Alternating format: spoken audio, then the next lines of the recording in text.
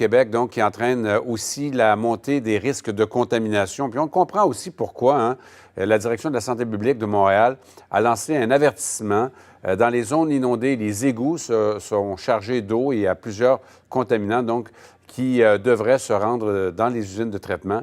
Tout ça, qu'est-ce qui arrive? Évidemment, c'est refoulé, ça remonte à la surface avec toutes sortes de problèmes potentiels. Donc, la santé publique qui lance un appel à la prudence. Et là, ça vise tout particulièrement les enfants. Vous savez, les enfants ont tendance à ne pas se laver les mains, ont tendance à jouer avec un peu tout ce qui leur tombe sous la main. Et ça peut poser problème. Quand on parle de maladies, donc, liées à tout ça, bien, on parle de dermatite, on parle d'infections gastro-intestinales. Et là, l'important, c'est de ne pas circuler dans les zones inondées. Et vous y allez seulement si c'est une absolue nécessité. Ça fait partie des raisons pour lesquelles les autorités empêchent les gens d'aller donc dans les eaux qui sont souvent contaminées. Les travailleurs et bénévoles qui construisent des digues, ils doivent porter des pantalons, des gants, etc., pour se protéger. On va parler avec Mark Hamilton. Il est microbiologiste et donc c'est un spécialiste de toutes ces questions-là. Bonjour, M. Hamilton. Oui, bonjour, M. Jean. Alors, on parlait tantôt on parlait des problèmes de santé, mais il y a aussi pour les gens, quand on construit une maison, l'eau qui est sortie par la suite, ça a toutes sortes de risques aussi pour les gens. Je regardais les gens de la Beauce là, qui sont déjà en train de commencer à nettoyer leur maison. Quand c'est ce genre d'eau-là qui contamine une maison, ça a des conséquences. Bien évidemment, on ne parle pas d'un petit dégât d'eau, on parle d'une inondation. Ah oui. Donc, tout le sous-sol a été inondé et pour longtemps. Les matériaux ont été imbibés pendant plusieurs heures, plusieurs semaines. Et c'est évident que tout ce qui est biodégradable, on parle le gypse, le bois, les tissus, les matelas, les tapis, on s'entend que c'est irrécupérable. On s'entend que c'est quand les gens vont retourner dans la maison, éviter de vouloir récupérer ça à tout prix, faire des économies de bouche-chandelle parce que les champignons vont s'y installer.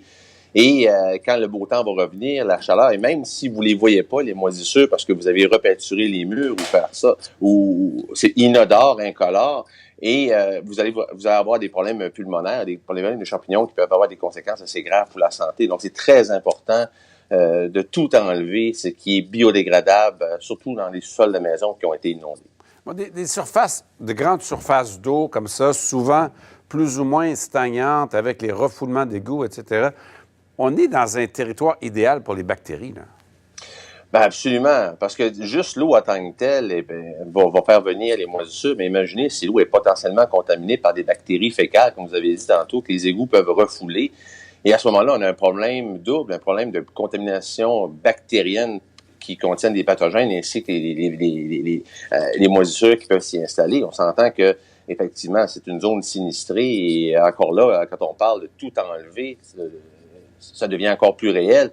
Et tout désinfecté et bien asséché par l'après. Donc, c'est évident que les problèmes sont très considérables pour toutes les maisons qui ont été inondées. Là. Espérons que les maisons dont l'eau ne s'est pas rendue au rez-de-chaussée et que les conséquences vont être moins graves rendues là. Mais c'est évident que l'inondation, jumelée avec les bactéries fécales, donc on a une double contamination. Là.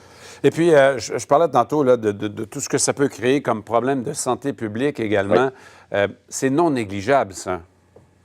Bien, c'est évident. Si on parle juste de problème de moisissure, tu sais, la moisissure, elle n'est pas apparente au jour 1. Elle va apparaître quand l'eau va savoir chasser, autrement dit, le résiduel d'eau qui est à même les matériaux.